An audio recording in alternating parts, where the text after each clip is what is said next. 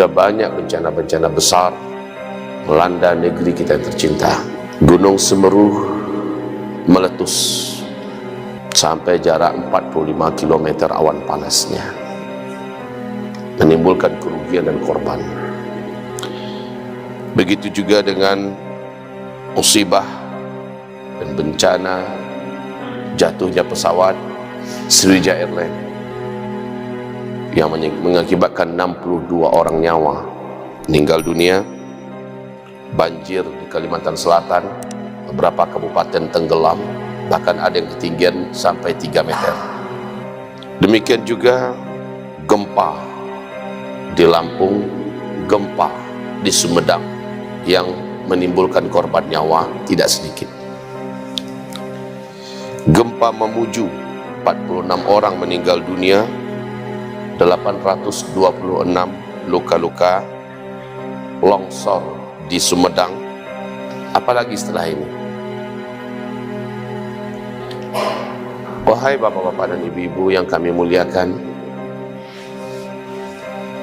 kesimpulan para sahabat-sahabat Nabi sudah bulat.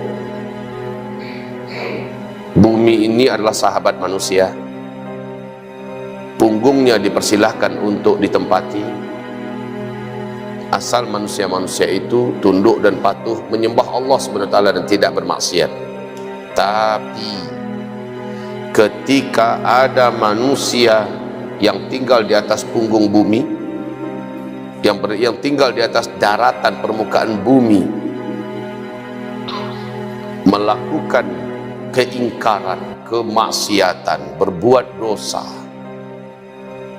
berbuat kezaliman dan kesemena-menaan, menginjak-injak keadilan, menentang dan membelakangi syariat Allah Subhanahu wa taala, bumi ini memberontak.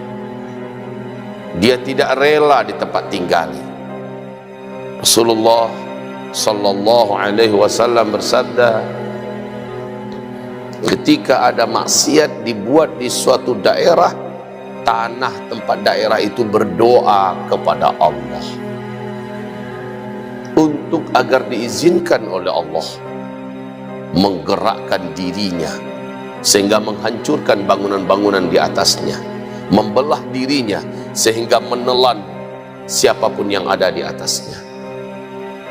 Laut juga berdoa kepada Allah agar diizinkan untuk menelan manusia-manusia yang ada di atas daratan dengan kejadian tsunami yang bisa dibuat oleh laut. Angin juga berdoa kepada Allah agar diizinkan menghancurkan meluluh lantakkan apa yang ada.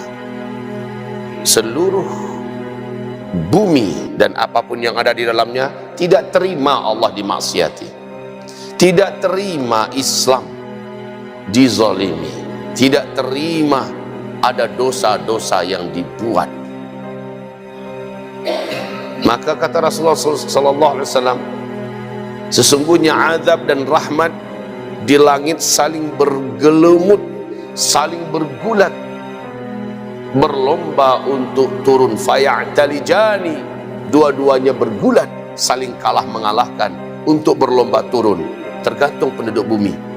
Jika penduduk suatu negeri yang azab akan turun ke sana atau rahmat akan turun ke sana, memenuhi negeri mereka dengan keimanan, kesolehan, ketakwaan, menjauhi dosa-dosa dan maksiat, maka rahmat akan mengalahkan azab rahmat yang turun untuk penduduk negeri itu.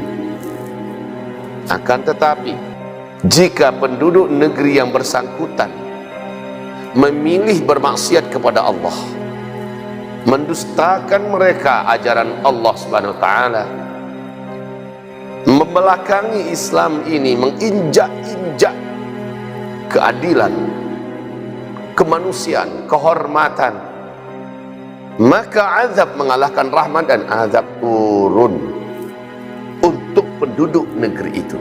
Ini silakan dilihat di Al-Quran surat Al-A'raf ayat 96. Waktunya bisa di waktu malam, bisa di waktu duha, bisa di waktu ba'da zuhur, bisa di waktu subuh, ya, dan bahkan ba'da asar. Lihat itu masing-masing dalam berbagai ayat Allah yang berbeda-beda. Maka final itu sudah pengumuman dari Allah. Semua kejadian, kerusakan, bencana, musibah, petaka yang terjadi di muka bumi, di darat dan di laut, itu karena dosa yang kalian buat. Itu kesimpulan Allah. Ada sebab, ada akibat.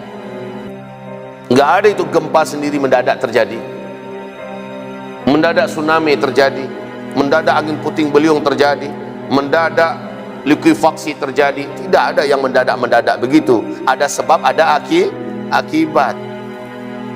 Di masa pemerintahan Umar bin Khattab radhiyallahu anhu terjadi gempa.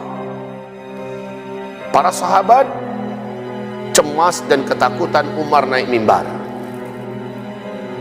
dengan muka tegang.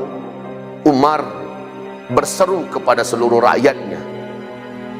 Umar berkata, ini ada dosa dan maksiat yang sudah dibuat, karena tak akan terjadi gempa kecuali ada dosa maksiat yang dikerjakan secara terbuka dan terang-terangan. Saya, kata beliau, sebagai Amirul Mukminin, kalian merasa gagal dalam memimpin. Gagal rasanya. Ini Umar menyalahkan dirinya. Sudahlah begitu ketat rasanya dia untuk mengawal agar tidak ada yang berbuat dosa. Ternyata masih ada yang kebablasan. Dan Umar merasa gagal. Maka Umar bersumpah saat itu, demi Allah, mulai hari ini saya akan ketatkan lagi penjalanan syariat ini. Saya akan ketatkan lagi mengontrol dan mengendalikan kehidupan kalian, agar tidak ada yang meninggalkan ketaatan kepada Allah, agar tidak ada yang berbuat dosa dan maksiat secara terbuka dan terang-terangan. Masalahnya kalau buat dosa tersembunyi, tutup sendiri, itu urusan orang itu. Tapi kalau sudah terbuka, ini urusan pemerintah. Maka Umar berkata, kalau masih terjadi gempa, saya akan turun dari jabatan saya dan saya akan tinggalkan kalian semua. Seluruh para sahabat dalam kesimpulan yang sama dan keyakinan yang sama. Bencana musibah adalah karena perbuatan dosa yang dibuat oleh manusia. Ibarat Allah yang kami muliakan, 2020 kemarin sampai sekarang belum berhenti. Hiruk pikuk kegaduhan yang ditimbulkan oleh COVID-19 sampai sekarang. 200 negara lebih terimbas, dan ini bukan lagi pandemi, bukan lagi epidemi, tetapi sudah menjadi pandemi global. Hancur kehidupan, hancur sendi-sendi ekonomi, ya, seluruhnya ibarat Allah yang muliakan terasa sangat berat sampai hari ini. Tetapi manusia nggak kunjung sadar. Sebentar lagi Bapak Ibu, hadis Nabi yang menyebutkan tentang ini, hadisnya Sahih Imam Bukhari. Di dalam kitab Sahih Imam Bukhari itu, apa kata Rasulullah? Nanti di akhir zaman akan datang masa musibah yang berat, bencana yang hebat, ujian yang panjang, sehingga menyebabkan manusia kekurangan makanan dan kelaparan melanda di mana-mana. Dan ini akan berakibat tetangga akan tega memaksa tetangganya yang lain menyerahkan makanannya sampai membunuh tetangganya itu demi sepotong roti makanan. Ini sudah diberitakan di skala berita dunia, wahai Bapak Ibu. Dalam waktu yang tak lama lagi kita semua akan mengalami kelangkaan makanan.